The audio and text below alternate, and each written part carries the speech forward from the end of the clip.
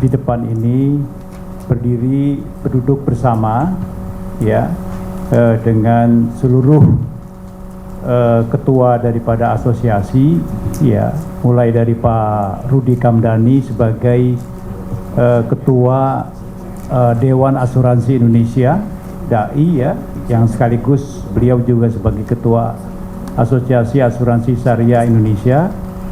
Kemudian Pak Budi Herawan ya, selaku ketua Asosiasi Asuransi Umum Indonesia AUI.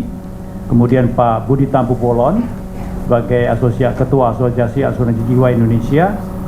Kemudian Pak Julius Bayangkara, ketua Asosiasi Aparindo. Lalu Pak Kapten Kikaryoso, ketua Asosiasi Penilai Kerugian Asuransi Indonesia APKAI, dan Deputi Komisioner OJK Pengawas Perasuransian Penjaminan Dana Pensiun Iwan Pasila yang baru bergabung di bulan Oktober ini. Jadi kami total bertujuh. Ini menjadi bentuk komitmen kuat dari regulator dan asosiasi perasuransian, ekosistem daripada perasuransian, bahwa kita punya komitmen untuk bagaimana mengembalikan kepercayaan masyarakat kepada industri perasuransian. Oleh karena itu, tagline yang kita gunakan adalah Restoring Confidence through Industrial Reform. Dan kita lakukan ini secara bersama-sama.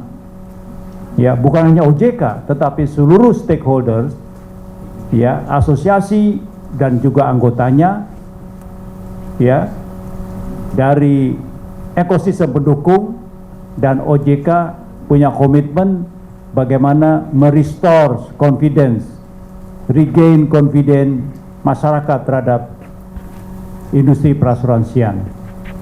Dan itu harus kita lakukan secara bersama-sama. Ya, stronger together. Itu kata kunci yang kita ingin lakukan. Kita telah melalui masa 14 bulan.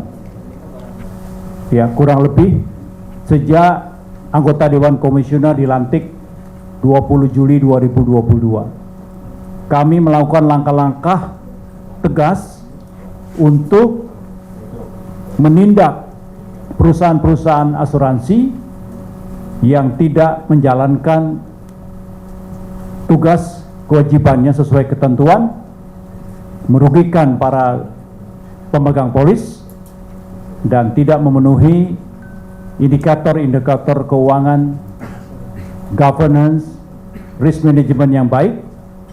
Sudah kita peringati dan kita lakukan penindakan. Kami juga telah melakukan penyesuaian perubahan terhadap regulasi-regulasi di OJK, mulai dari revisi terhadap produk PAID, kemudian juga ketentuan turunan daripada Undang-Undang P2SK. Jadi ada 9 POJK yang harus kita buat, dan kita sudah mengeluarkan 4 POJK. Sebentar lagi kita juga akan keluarkan beberapa POJK yang sekarang sedang harmonisasi di Kementerian Kumham. Jadi kita harapkan 9 POJK sudah bisa terbit di akhir tahun 2023 ini. Nah, dari tindakan yang kita sudah lakukan secara paralel, menindak isu-isu yang sekarang bermasalah, tapi yang lebih penting lagi adalah menyiapkan kondisi ke depan industri perasuransian.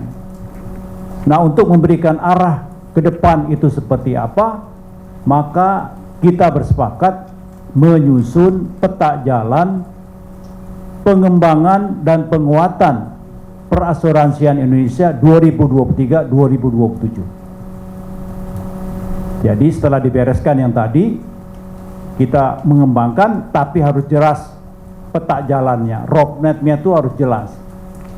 Dan masing-masing mempunyai komitmen yang sama untuk menjalankan ini. Dan kita juga punya tim task force untuk mereview setiap 6 bulanan ya mengenai realisasi implementasinya. Jadi komitmennya sangat tinggi dari kami semuanya ya, sehingga industri perasuransian itu menjadi lebih kuat, lebih sehat dan berkelanjutan. Rekan-rekan media, Indonesia itu sangat besar. Indonesia adalah termasuk dalam negara G20, populasinya nomor 4 di dunia, sekarang sekitar 278 juta orang, tapi penetration rate-nya hanya rendah, ya, itu kalah dibandingkan penetration dari negara-negara di ASEAN. Padahal pertumbuhan ekonomi Indonesia itu konsisten 5% dan diproyeksikan di tahun 2023 ini sampai dengan akhir tahun dan tahun 2024 juga masih di kisaran 5%. Jadi potensi itulah yang mesti kita eksplor lebih lanjut mengenai produk asuransi yang kita akan jual. Rekan-rekan media, tentunya upaya untuk memulai mengembalikan kepercayaan masyarakat itu harus kita komunikasikan dengan baik, ya, baik itu produknya, regulasinya dan sebagainya.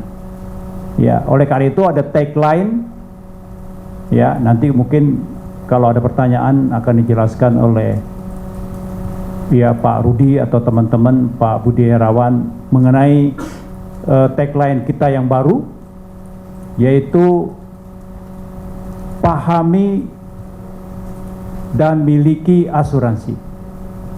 Kalau yang dulu itu mari berasuransi, kita coba masukkan kata-kata pahami dan miliki. Karena inklusi asuransi kita berdasarkan survei tahun 2022 itu hanya separuh, sekitar 16% yang membeli produk-produk asuransi. Sementara literasi asuransi itu sekitar 2 kali lipat, ya, sekitar 33%. Ya, jadi hanya separuh orang yang paham mengenai asuransi membeli produk asuransi. Berarti belum ada kepercayaan terhadap produk-produk asuransi yang ditawarkan. Jadi rekan-rekan media, ini adalah suatu momentum yang sangat bagus untuk kita mengembalikan confidence dan trust publik kepada asuransi, dan kami sebagai regulator dan teman-teman sebagai asosiasi sebagai player siap untuk mendukung, menjual produk, ya, melakukan edukasi, literasi pada masyarakat sehingga masyarakat benar-benar terlindungi oleh produk-produk asuransi. Ya.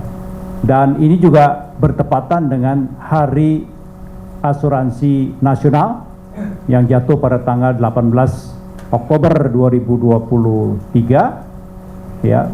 Hari asuransi itu sejak 2006, jadi ini yang ke-17 tahun Hari Asuransi.